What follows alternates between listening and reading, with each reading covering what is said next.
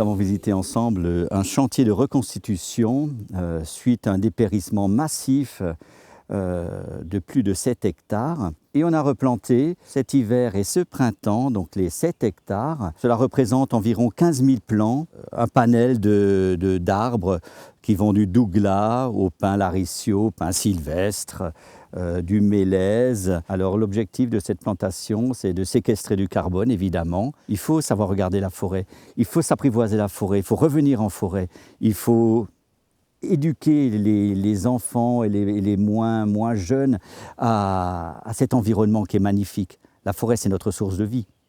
Je sens le sens du projet que nous portons. Dans le cadre de notre projet de développement du réseau de chaleur urbain de Strasbourg, nous envisageons de gros travaux de sécurisation et de développement. Et le but du projet ici, c'est en effet de décarboner les émissions issues de nos travaux. Sur la base de la consommation d'énergie fossile des engins, on estime en effet les émissions de nos travaux. On choisit un partenaire qui, lui, est en capacité de gérer un projet comme nous l'avons vu aujourd'hui, de replantation et d'estimer le carbone qui va être absorbé par la forêt qui va être replantée. L'Eurométropole a l'objectif de neutralité carbone en 2050.